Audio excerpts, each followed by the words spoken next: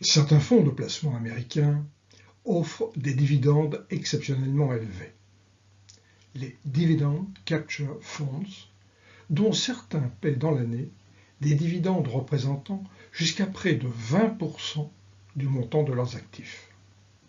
Pour disposer d'une masse de dividendes encaissés suffisante pour faire face à de telles distributions, ces fonds négocient activement les titres, les détenant avant les détachements des coupons et les cédant ensuite. Les actifs peuvent ainsi tourner en moyenne 20 fois dans l'année. Pourquoi de tels instruments de placement sont-ils proposés à des segments de clientèle? C'est à cette question que Harris, Hartzmark et Solomon tentent d'apporter une réponse dans une étude publiée dans le Journal of Financial Economics. La réponse est d'autant plus difficile à trouver que ces stratégies sont particulièrement onéreuses en coût de transaction et sous-optimales d'un point de vue fiscal, vu l'imposition de ces dividendes comme revenus financiers. Commençons par rappeler brièvement le principe général de la capture des dividendes. Fixons le cadre. Supposons qu'il existe sur le marché des investisseurs individuels qui supportent une imposition marginale sur leurs revenus au taux de 20%. Supposons que de tels investisseurs détiennent des actions dont le cours est de 100 et qui mettent en paiement un dividende de 5. Ces investisseurs vont devoir acquitter un impôt de 1, soit 20% de 5.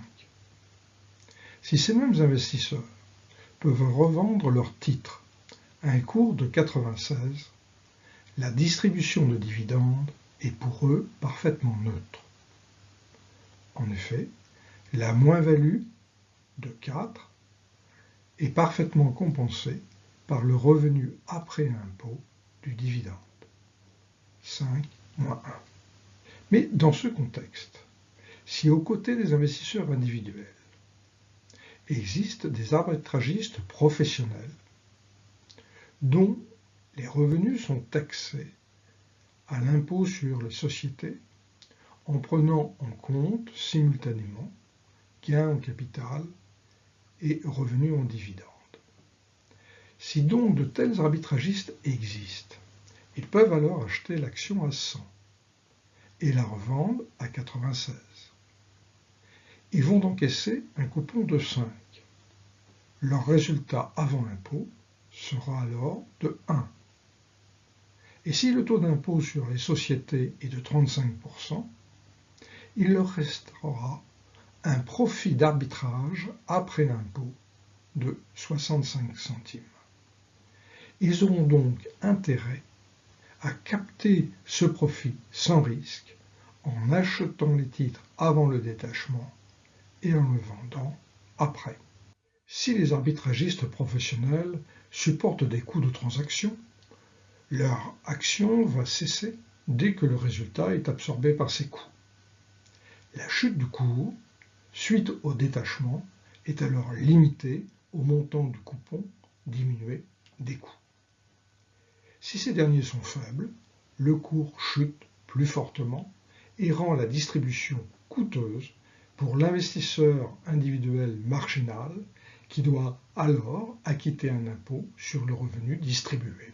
La stratégie de ces fonds ne s'apparente pas à celle de la capture par les arbitragistes précédemment rappelés. Pour Harris, Hartzmark et Solomon, 3 raisons peuvent être avancées. 1.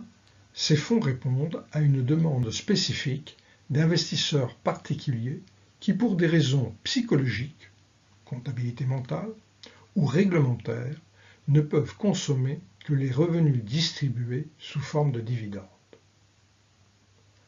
2.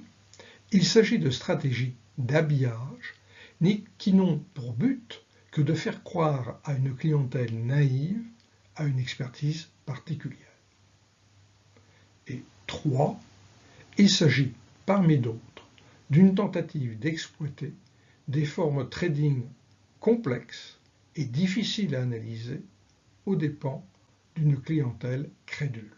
Pour mettre en évidence ce phénomène de fonds dit juteux, Harris, Hartzmark et Solomon estiment d'un côté les montants de dividendes annuels payés par ces fonds et les dividendes qu'ils auraient encaissés sans une rotation particulière de leur portefeuille en se contentant de redistribuer les dividendes normalement perçus. Le ratio entre ces deux masses est alors un bon indicateur du phénomène quand il excède 1 ou quand les premiers sont largement supérieurs aux seconds. Harris, Hartzmark et Solomon ont étudié les fonds mutuels américains entre 1990 et 2011. En imposant que 90% des actions détenues soient américaines, ils ont retenu des fonds relativement homogènes, pas d'actifs internationaux par exemple, pour lesquels ils disposaient d'une description de leurs objectifs d'investissement. Les bases de données proviennent de Thomson Reuters et de CRSP. Au total, l'échantillon de référence contient 2224 fonds et 9418 observations. Pour isoler les fonds juteux, les auteurs ont d'abord estimé par simulation la distribution que prendrait le ratio de dividendes en excès du fait de la variation aléatoire des dates d'opération et de paiement de dividendes. Pour chaque ligne du fonds, ils ont supposé que la variation de la position était générée par un seul ordre à une date déterminée aléatoirement entre le début et la fin du trimestre. Ils ont estimé ensuite le montant des dividendes perçus, et ainsi de suite pour chaque trimestre, et toutes les lignes de titres impliquées. À travers 10 000 simulations, ils ont construit une distribution bootstrappée. C'est le seuil de 1,38 au fractile 99,5 qui a été retenu pour la suite de l'étude. Le sous-échantillon de fonds dits juteux est ainsi identifié et il est d'une taille loin d'être négligeable. Il représente environ 28,5% des fonds qui ont un rendement en dividendes significatif, c'est-à-dire supérieur à 0,5%. La taille de ces fonds est plutôt moyenne, 1,5 milliard de dollars, mais leurs performances annuelles ajustées du marché sont plutôt médiocres, moins 1,28% contre 0,71% pour l'ensemble des fonds. Voyons maintenant ce qui les caractérise. J est une variable muette qui prend la valeur 1 pour les fonds mutuels dits juteux, dont le ratio est supérieur à 1,38, ou 0 sinon. Institutionnel est une variable muette qui vaut 1 si le fonds a une classe de parts réservée aux investisseurs institutionnels, et 0 sinon. Ratio dépenses est un ratio de toutes les dépenses engagées par le fonds par rapport à ses actifs. Le modèle testé est un modèle de régression logistique avec des effets fixes par année et type d'objectifs de gestion retenus par le fonds. Les variables de contrôle sont la taille et l'âge du fonds.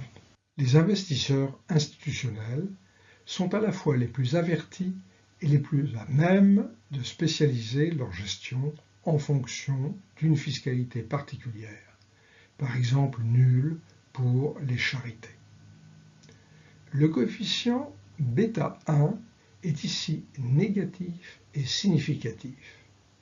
Ceci ne supporte pas la thèse d'une recherche pour des raisons fiscales de versement de dividendes importants. Le coefficient bêta 4 est positif et très significatif. L'interprétation est ambiguë. Ceci peut être dû à une gestion très sophistiquée pour capter par ailleurs un avantage réel. Ceci peut aussi illustrer la caractéristique d'un fonds destiné à une population peu experte et auprès de laquelle il est facile d'extraire de la valeur. Un résultat supplémentaire intéressant est fourni par la même régression, mais comportant la valeur décalée de grand J. Le coefficient associé est positif et très significatif, indiquant une forte persistance du caractère juteux du fonds. Ceci milite en faveur de caractéristiques structurelles et de choix stratégiques assumés. 5 types d'effets associés au fonds juteux ont été mis en évidence par les auteurs. 1.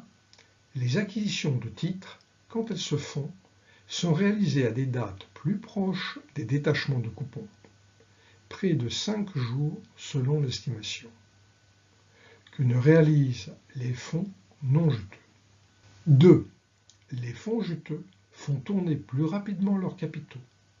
Le modèle de régression le plus complet, avec effet fixe et variable de contrôle, suggère un accroissement de 11,4% de la rotation pour ce type de fonds.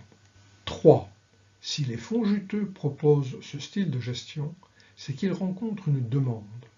Ceci devrait se traduire par un effet positif sur la collecte de fonds. Le modèle de régression, encore une fois le plus complet avec effet fixe et variable de contrôle, suggère un accroissement de 6,8% du ratio de collecte pour ce type de fonds.